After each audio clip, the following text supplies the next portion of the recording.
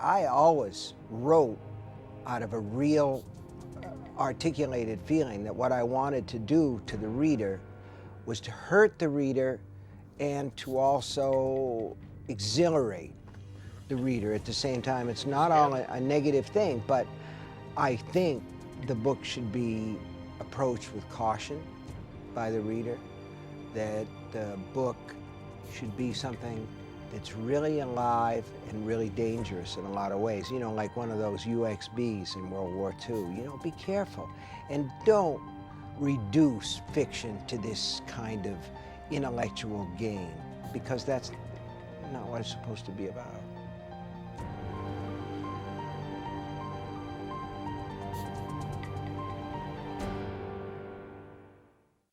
Production of A Good Read on Maine PBS is made possible in part by Bangor Savings Bank and its subsidiaries, Bangor Securities, Bangor Insurance, and Advanced Payroll Plus. Online at bangor.com. Stephen King has been termed the master of modern horror, but the fact remains that King is more than just a literary phenomenon. He's an international cultural phenomenon, as well as a winner of the National Book Award for Lifetime Achievement. Hi, I'm Sandy Phippen, your host for A Good Read, and I hope that you enjoy the following interview with Stephen King, in which King's brilliance and intensity, as well as his down-to-earth Maineness, are on display. Steve, you once said your muse is a guy with a flat top and coveralls. Mm-hmm. Who's your muse now? Same guy. Oh, same guy. He hasn't changed any. No, he hasn't changed. Same guy. Hasn't even aged? No, Oh, I don't think he has. Still, you know, get to work. It's time to have fun. Right. Let's go. Let's roll. Now, you told me some time ago that everything you write is about Maine. Well, I don't know if you'd say everything that I write is about Maine. I grew up here. This is the place that I know the best. And I do believe, I subscribe to that maxim that you should write what you know. Mm-hmm. And I think that if you're writing stuff that's supernatural, stuff that's fantasy, it becomes even more important to write about what you know, to really ground things in reality. Now, there comes a point where you have to say to yourself, maybe I need a change. Maybe I need to vary my diet a little bit. And after Carrie and Salem's Lot, my wife and I had a little money by that point, and I said to her, I really think we ought to go somewhere else for a while and get a little feel for another part of the country, and I'll write a book. And she said, do you have a book in mind? And I said, no. And she said, do you have a place in mind? And I said, no. And what we ended up doing was we had the Rand McNally Road Atlas, and we opened it to the big map of the United States. And I closed my eyes and poked, and it came out in Colorado. And we ended up living there for about a year. And I think the reason that we didn't stay was because there was such a wide disparity between the young people at the university and the people. They were kind of like white-collar workers from IBM.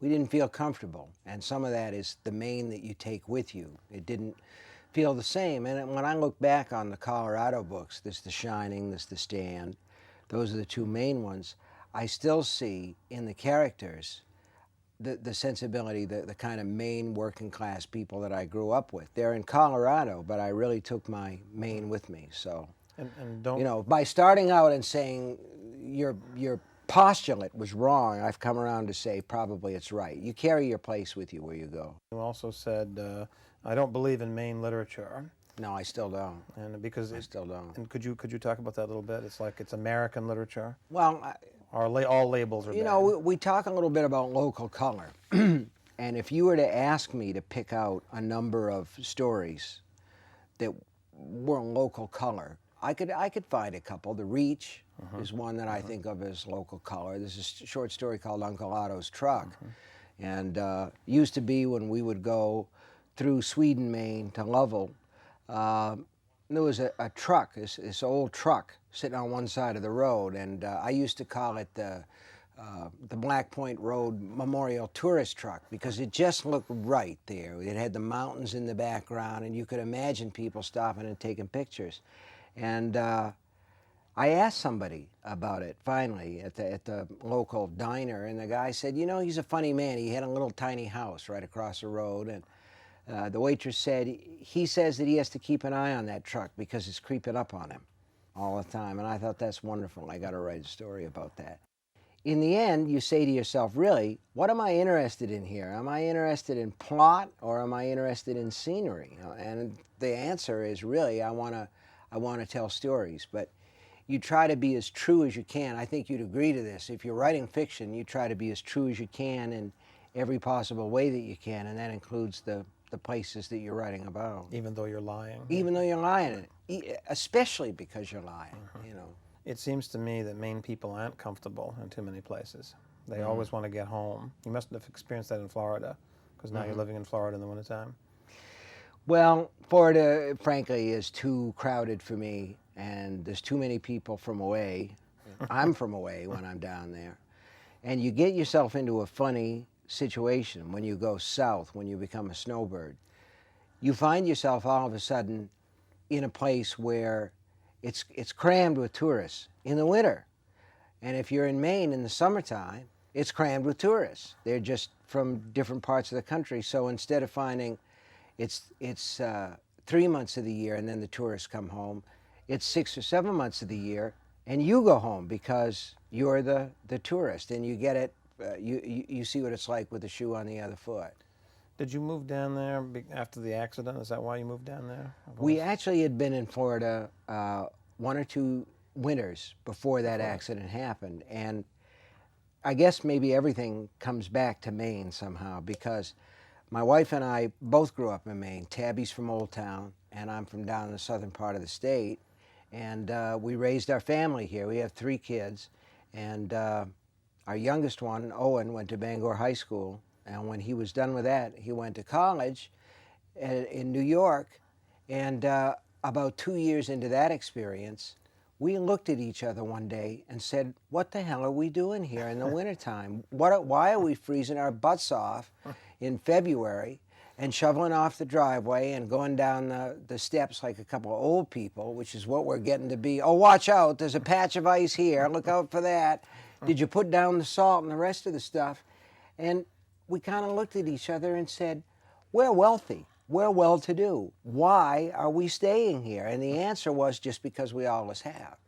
So we picked up and we moved, and after I'd had the accident where the guy hit me, everything ached and burned, and, you know, it just, to get down there was a real treat to get into the warmth. And we're like anybody else from Maine, probably Michigan's the same way. The first thing that I always do in the morning is to turn on the TV and see what they're getting hit with up north. When did you first feel that you were successful as a writer? I mean, was it The Shining, or when? There always comes a moment in a writer's life, a magic moment, where you're reading something and you say, I do better work than this. And that's a milestone.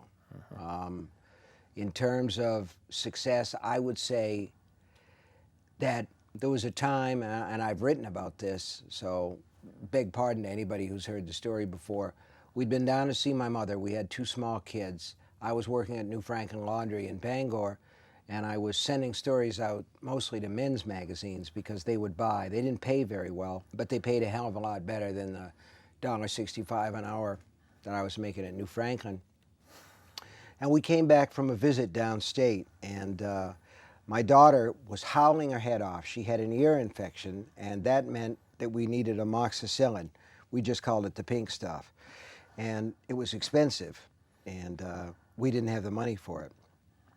And we got back to our apartment on Grove Street in Bangor, and there was a letter in the mailbox from Dugent Publications, and they had bought a story of mine for $500, which was top dollar then. And my wife was unloading the car and saying, what are we going to do? How are we going to get the amoxicillin? How are we going to get the pink stuff? And I said, it's no problem. I have a check here for a story, and there's going to be plenty of money for the stuff. And, you know, there were other things, there were much bigger checks that came along later, but that was the best, you know, to be able to say to my wife, we can take care of this. And the reason we can take care of it is because I wrote our way out. That's right, you did write your way out. Did Maine hurt you into writing? No, Maine didn't hurt me into writing. Maine was just there. It was just a fact of my life. I remember I went to a one-room school in Durham, grades 1 through 8. I mean, I only went there 2 years, and then they opened the big 4-room school down the road by the Grange Hall. But I remember Miss Heisler, who taught all those grades. We had a reader, and the name of the reader was Roads to Everywhere. And she said, that's Durham. Roads to everywhere. You got your road to the dump, you got your road to the school, you got your road to the parsonage, you know, all the rest of it. And for me, that's the important part about where you live. When you know where the roads go, all of them, not just the, you know, there's a part in this forthcoming Dark Tower book that I wrote. There's an old caretaker, John Cullum, who's a character in there, and he has to get past these police roadblocks to rejoin his friends. And this guy, Eddie, says, do you mean to tell me that you don't know 3 or 4 ways out around these city slickers? And he says, well, I might know 4 or 5. And then he pauses and he says, 6. And then he pauses again and he says, actually, 11. And that's the way that it is when you grow up in a place like that. So Maine has hurt me, but did it hurt me into writing? No. I heard you tell kids this, that you wrote out of anger. You wrote out of hate, in fact. I wrote out of, I don't know about hate exactly, but There was a lot of rage in a lot of the work that I wrote. But I have a feeling about what the purpose of literature is, and I'm still impatient with people who write in a kind of a dry, intellectual way. And I've spoken a lot of times in my younger days about John Updike, who drove me crazy that way, and then John Updike's literary son, Jonathan Franzen, nowadays. And my idea about what literature is supposed to be is this kind of a sweaty, close-up thing. I think about, you know, you go to a nightclub or a honky-tonk somewhere out in the country, a bottle club, and it gets to be almost the end of the night, Saturday night, and everybody's drunk and everybody's dancing, you know, so close. And, you know, Edward Albee in Who's Afraid of Virginia Woolf calls it monkey nipples. And that's, in a way, what I think literature is supposed to be, that thing that reaches out and grabs you and just pulls you into this sweaty embrace and won't let you go. And it's sexy, but it's angry. All the basic emotions. All the basic emotions, but I always wrote out of a real articulated feeling that what I wanted to do to the reader was to hurt the reader and to also exhilarate the reader at the same time. It's not all a negative thing, but I think the book should be approached with caution by the reader, that the book should be something that's really alive and really dangerous in a lot of ways. You know, like one of those UXBs in World War II. You know, be careful. And don't reduce fiction to this kind of intellectual game, because that's not what it's supposed to be about. And I want to talk about Marguerite Yourcenar now, the immortal who lived in Northeast Harbor. She said a quote that I thought was great once when she said that writers don't create, they arrange. Do you agree with that? Do you see yourself as an arranger? No, I don't. I really think that the stories are found articles, and like you found Uncle Otto's truck. Yeah, right. And the story basically will tell itself. That my job is to get as much of it out unbroken and undamaged. It's archaeological in that sense, but to arrange things. Well, I can't even arrange characters' names. No, I see myself as more of an archaeologist than a set decorator. Probably I was being unfair to her. I just remembered I didn't quote the whole thing.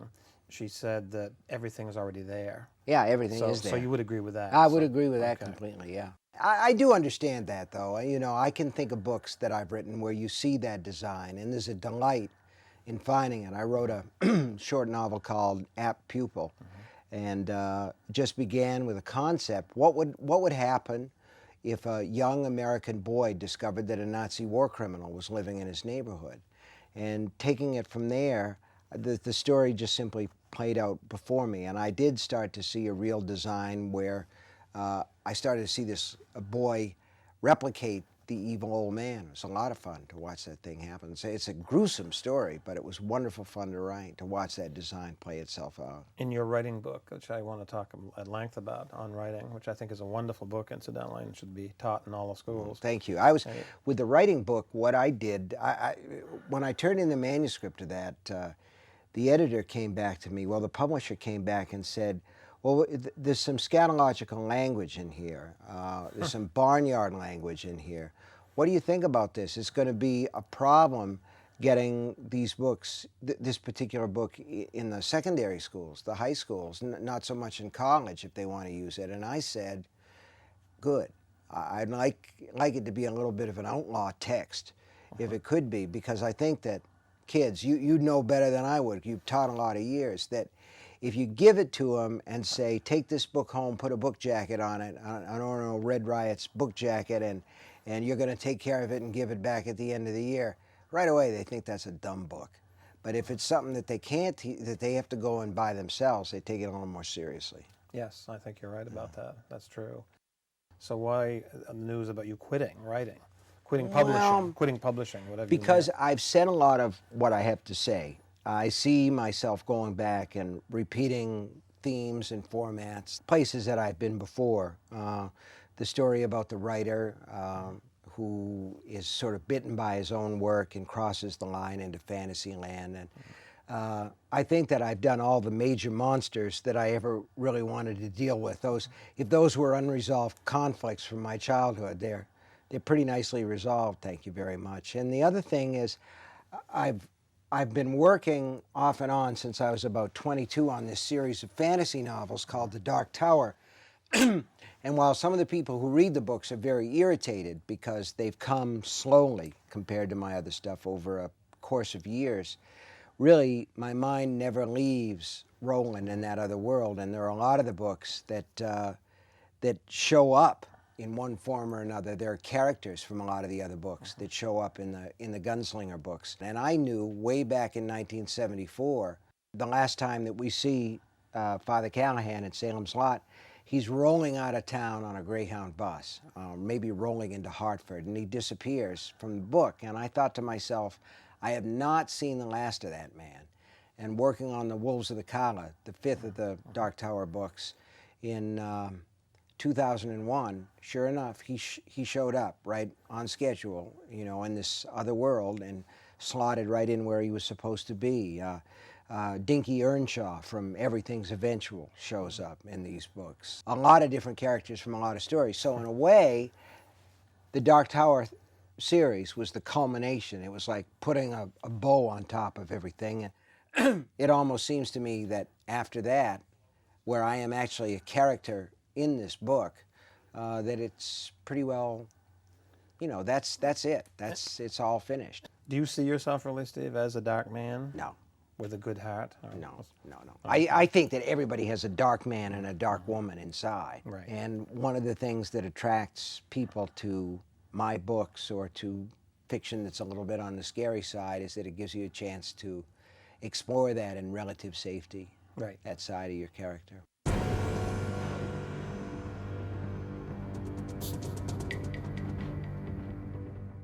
Ways of trying to deal with very real problems. And I think that a lot of us do feel that we're out of control in our lives and that we don't have a lot of impact over what we're doing. So sure, the answer to that is yes. And you also said, too, that violence is a way of working things out. It is. For a lot of people. It is, and a lot of people, you know, for better or for worse. It's like the anger in our writing and trying to get it out there. You know, the story about the Gordian knot, the guy doesn't even bother trying to untie it, just whoosh. I know you've written about the connection between humor and horror. Could you talk about that a bit? I mean, I've been reading now for a month all these critics and stuff about you, that it's the humor. They don't think it's being serious. Oh, they don't get it, man. I wrote one book that got absolutely trashed critically. I mean, any book that I've published, you can find 5, 6, 7 reviews that say, this guy is a really terrible writer. He's a hack, he's he's this and that. Sophomoric. But yeah, sophomoric. You can find other critics for a lot of those books where they'll say this is a pretty good book. And my feeling is that always you balance the two things out, and then you can reject the whole mess. The only time that you've got a problem is that everybody's saying the same thing. And I wrote a book called Needful Things in 1986 that was my idea of a comedy. It was a comedy about the Reagan years. The idea being that this man came to a small town, opened like a junk shop, and you could buy anything that you wanted, but you ended up paying with your soul. And I thought that book was hilarious, and I got terrible reviews. If you see it as a comedy, then it's successful. But apparently, once you get a reputation for being that sort of girl, you know, that's it. They pigeonhole you and they put Yeah. you in these categories. That's right, exactly. Don't you think it's true? It's like what Seamus Heaney, the famous Irish poet, said, that you have to know, to grow up in a place and to write about it well, you have to know about the inner complexities. And that's the problem with a lot of stuff written about Maine. The people who move here and try to write about it didn't go to school here like we did in one-room schoolhouses, didn't pay their dues that way. They didn't know, so they're not aware of the inner complexities. I like that theme. You can write about Maine if you're from away. If you write a story about somebody who's from away who comes to Maine. Right. I don't have a problem with that, do you? No, not at all. No. No. But if you want to write from the standpoint of saying, here is a story about Maine and Maine people, Right. I think that you have to grow up here, just as you said. And I do think that there's a big similarity between, say, the Southern Gothic of Flannery O'Connor and William East Faulkner and what I write or what you write. That's right. But there are differences. There's a difference between the Southern sensibility and the Northern sensibility, if only because up here we don't have that skeleton of segregation and slavery in our closet.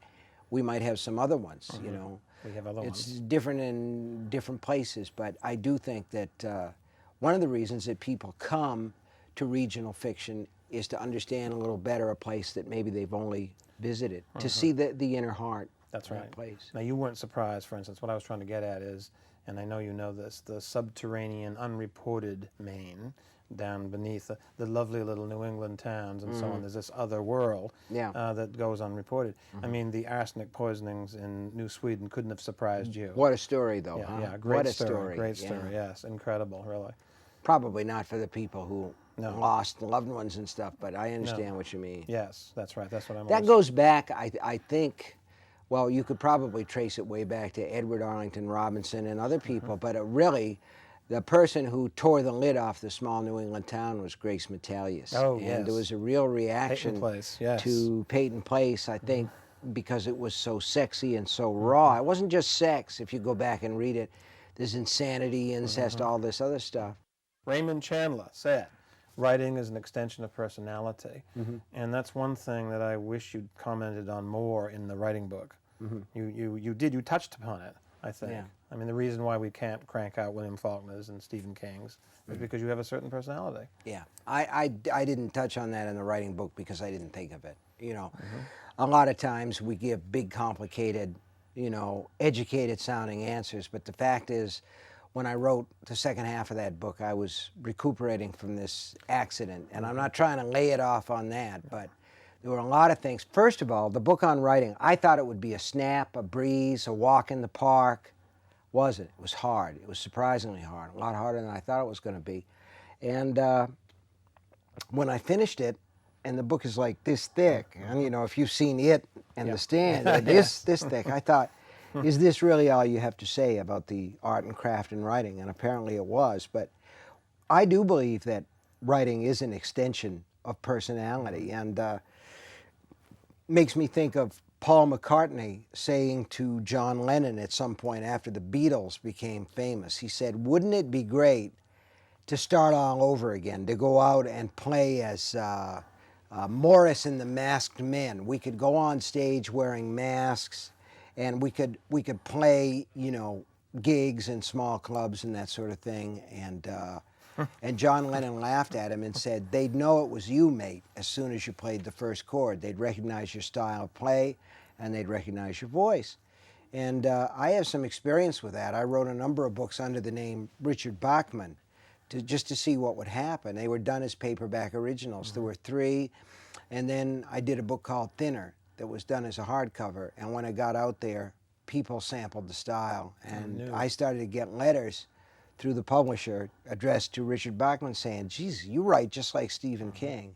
And a lot of them were angry at me for that. Well, you know, you can't copy him. Well, when you say you're done with writing again, done with publishing? I really can't imagine giving up writing. No. I love to write. It's a blast. Right. But I can see myself saying, like, don't publish this. You'll just embarrass yourself. People will say, he's eating his own tail. I don't really want to go But couldn't you see yourself? I mean, you've tried everything, which is great. I think that's what writers should do, shouldn't they? I mean, you've done. It keeps it fresh if you try different formats and that sort of thing. And aren't there more poems? I mean, there's something about 50 poems you wrote once. Would there be an anthology of Stephen King poetry? Oh God, there's probably.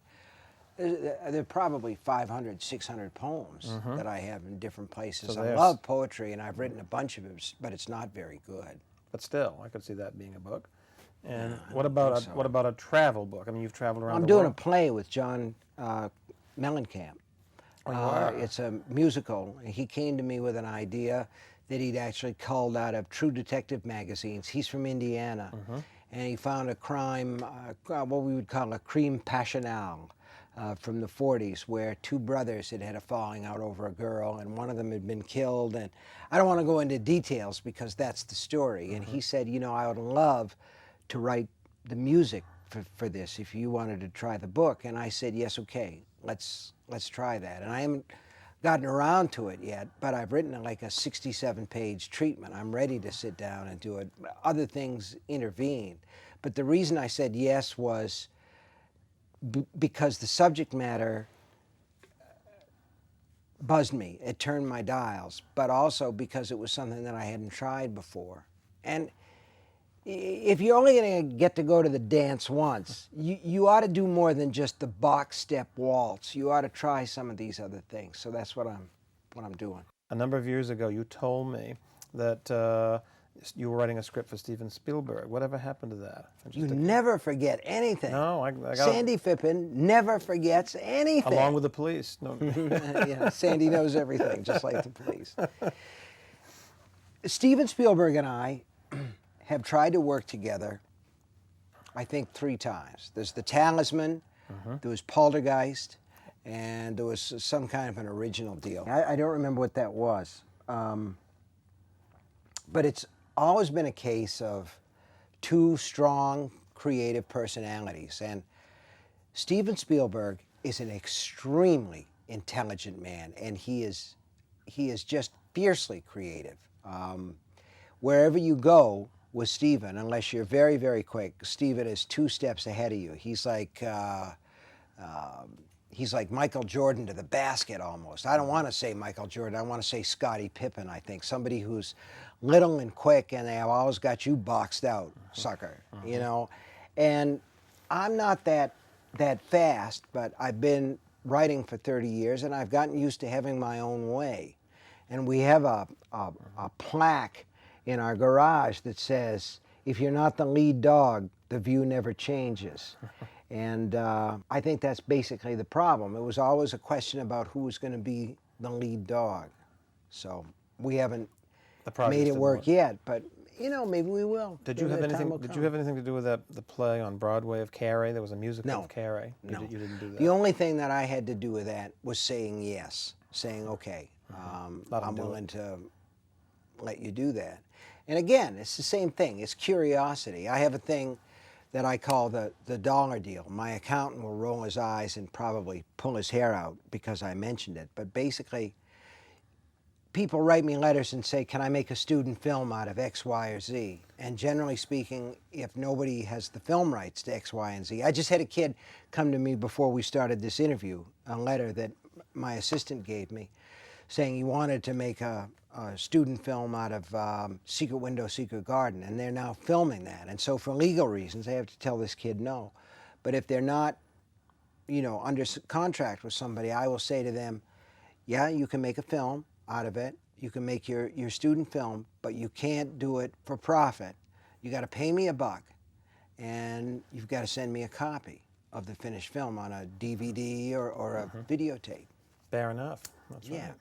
yeah, it is. But the entertainment value is great because some of them are just friggin' hilarious. Of course, of course. I did a story called The Sundog one time, and it's a pretty scary story, and this kid did it as a Gumby deal, and I just fell on the floor. It was wonderful. Go ahead, I'm sorry. Your band, the Rock Bottom Remainders, and maybe we have to explain Remainder to the audience, that Remainders are books that are selling. Do you still do it? What happened to the band? The band played a tour on the West Coast in the spring, and I wasn't able to do it because of writing commitments, a TV series called Kingdom Hospital, and So they're still the Dark going Tower on? books. They're Yeah, still they going on? play. They play. Okay. Somebody said a funny thing, though. He said, really, the Remainders without Stephen King is like the Grateful Dead without Jerry Garcia, which I thought was really sweet. That's a great I compliment. never, played the guitar like Jerry Garcia or sang like anybody in particular, but it's a lot of fun to go out and do something that's more of a hobby than work. Because, what we do is a funny thing. Writing is almost like a hobby even when you do it professionally, because you only do it for a short period of time every day. I guess some people do it all day long. I don't know how they do it. I work about 4 hours a day, and you don't really know what you're up to until it's done, and if you're very, very lucky, somebody pays you money for it. So, What about rock music now? We got to go to that because you write to rock music. sure, And yeah. you still do. Has it changed? I mean, what are you writing to now? Metallica, you mentioned at one point. Well, I don't think it's changed that much. It's changed in one way. I got this wonderful gadget that's called an XM radio. It's a satellite radio. There are no commercials. It just pulls it down from the satellite, and channel 12 is cross country. It's a kind of a cross between rock and roll music and country music, and I just love it. And I just crank it up, and a lot of times I write to that. But you get older and you get peanut butter in your gears. They get a little bit sticky, and nowadays I used to just crank the music, and I'd write first draft, and it never bothered me. That's the part where you're snatching it right out of the air and putting it on the page. Rewrite is a different thing entirely, as you well know. Yes. And with me, Do you switch to classical music? no, I don't. I still listen to rock and roll, but generally when I'm writing first draft, I don't listen to anything at all anymore. I've driven my wife crazy. I wrote the last 3 volumes of The Dark Tower, and they're about 2,500 pages total. It's a manuscript that's like this. And I discovered this dance mix, Lou Bega Mambo No. 5, and I played it over and over and over again. And one day, when we were at our house by the lake, it was between tracks, and I was upstairs, and there's an open space that goes down to the great room below, and I heard my wife saying to the housekeeper, "He just plays that to spite me." What about classical music, though? You weren't turned on by that when you were Never a listened kid? to it. I'm doing a column now for Entertainment Weekly once a month, and I said, on general principles, no pop music can come into my house with an artist that only has one name, okay? There's that woman, Beyonce, and I thought, well, all right, she's not allowed in my house, and then I found out she's actually Beyonce Knowles, so that's okay. And Cher's okay. Well, Cher is not really okay, actually. No, I'm afraid not. My idea is rock and roll, the louder the better. Okay. All right. What about today, though, with hip-hop and rap music? I like Eminem. I understand Eminem. I think that he's funny. I think that he's clever. I think that he's really angry. And in a lot of ways, I recognize a kindred spirit. Here is somebody who really wants to use his art form to hurt people. And if only, you say it that way and it sounds so negative, but it's like, hey, wake up. There's a whole other world, bunkie. Get your freak on. Here it is. When you're writing, a real writer, you go over the lines like that, when you know how it's going to work out, that's exciting. That's why Yeah, it's it is. joyful. And There's a lot of exciting things about the job. it's still the best part of my day. Right. You know, I work from maybe 8 until noon, and I get up and I'm as excited about it as I used to be.